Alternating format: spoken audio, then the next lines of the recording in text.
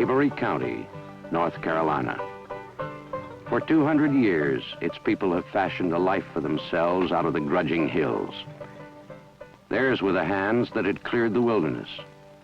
Today, they squeeze out a living gathering wild leaves, decorative touches for a city florist, which bring them $6 cash for 2 days' work. They call any man an optimist who hopes to earn more than $1,000 a year, and they are very few. They are a proud breed, resourceful, tough, independent. They have always been a patriotic people, sending sons to every war since the Revolution, but returning always to the hard life of the hills.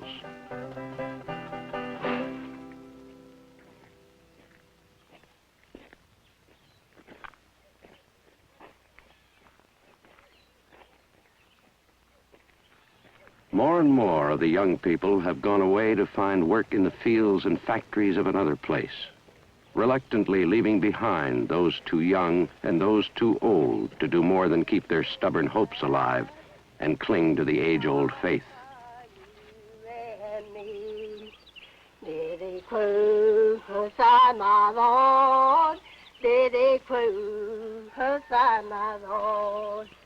And he died for you, and he died for...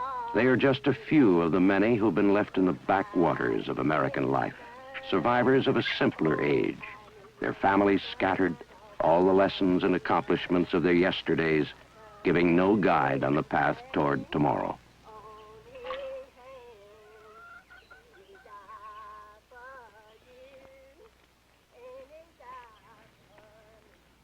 For a long while, they continued their usual way, asked no help, and struggled along to keep them and theirs alive.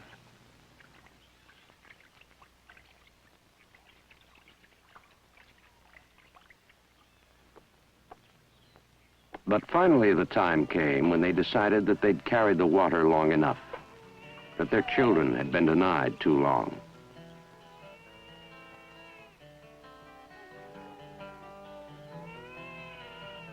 They began to hear about something called community action. People getting together to improve their lives through a chain of concern that reached out from their own valley all the way back to Washington.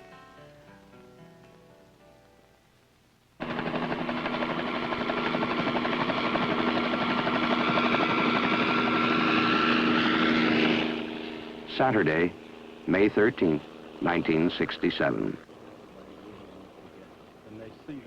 To this valley, one of North Carolina's most distinguished citizens has come with a friend from Washington to witness what his hill country neighbors have accomplished. In less than 2 years, through this new idea of community action, they have built a water system, begun a handcraft industry, and changed the pattern of education for themselves and their children.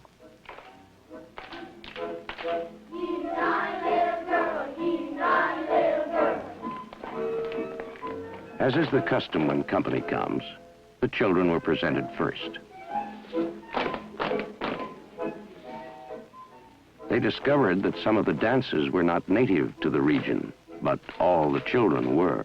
North Carolina's first Head Start graduates.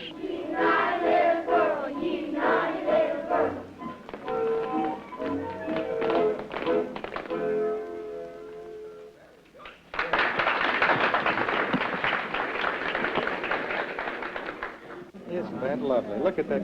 Isn't it lovely? Oh, my.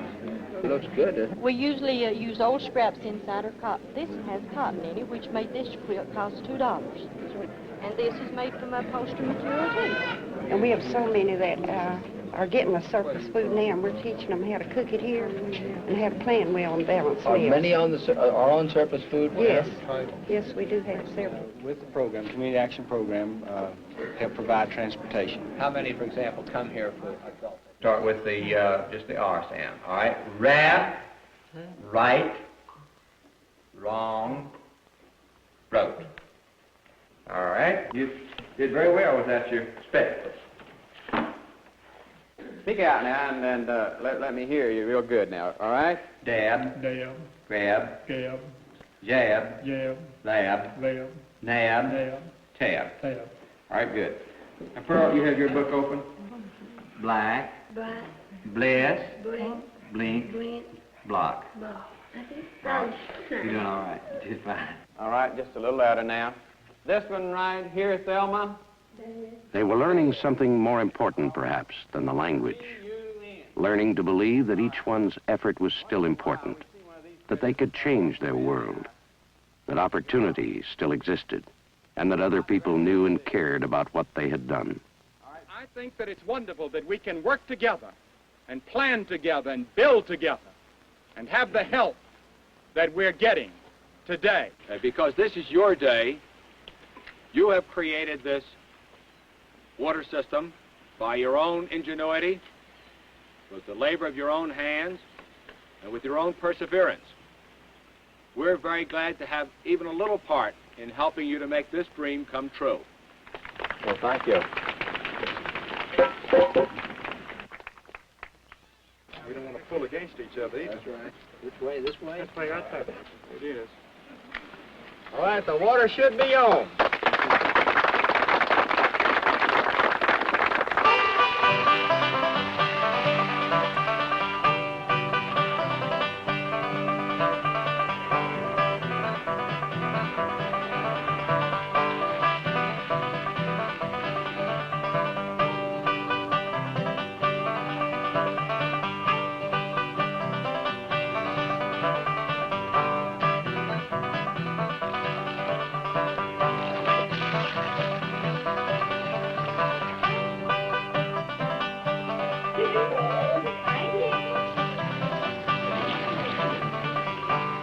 Your health, sir.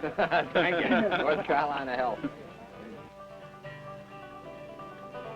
But I think people have the wrong ideas about it in this country, about the poverty program. And that is that the idea that it's sort of a handout, that you're going around giving money to people, and it's, as soon as the money's spent, it's not going to do any good.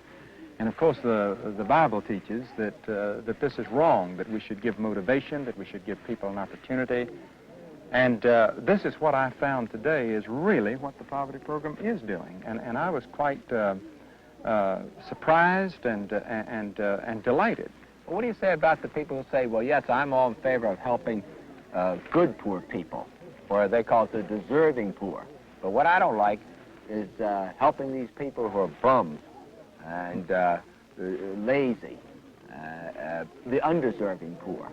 I don't think anyone can read the Bible. In fact, I went through the Bible and chose, I would say about 100 scriptures that indicate that we do have a moral and spiritual responsibility to help those that really are in need. And we have thousands of people in this country in genuine need.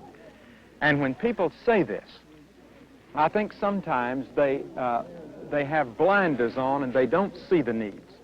Now today, individual groups in our tremendous population can't do as much proportionately as they could a few years ago. It takes the action of government. What I've seen today indicates that what you're doing is training people, and you're giving people an opportunity to do for themselves. And this, to me, is a very important point. Now, I know that there have been many mistakes made. You can't start a thing like this as quickly as you've done it without making some mistakes. It couldn't be done perfectly. But at least the motivation has been morally right and religiously and spiritually and biblically right from my point of view. And one of the things that I've been greatly impressed in the poverty program, just like in the Peace Corps, is the dedication of these people working with you. I'm really tremendously moved and impressed. It's the same motivation that you find in the missionaries that go out and live out in the jungles and live out in foreign countries to try to spread the message and the work of Christ. But we didn't have the resources that can be put at your disposal by the government. And this is why I stand back and say, hallelujah, get going. All right.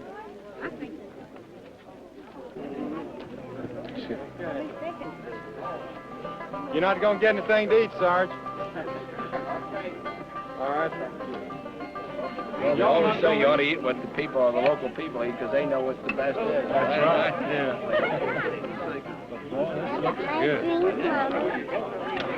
Taught school 28 years. Breaking bread together on the church ground placed a seal and a benediction on their accomplishments. For Billy Graham, it had been a day of revelation. For the people of this valley, it was something far more.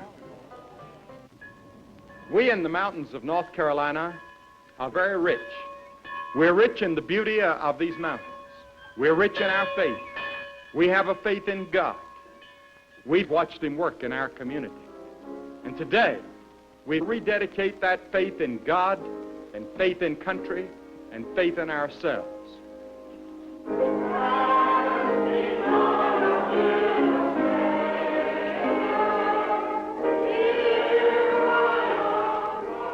No miracles were wrought here, only the beginnings of change. What has taken place is a testament to the human spirit that reaches out and beyond these hills.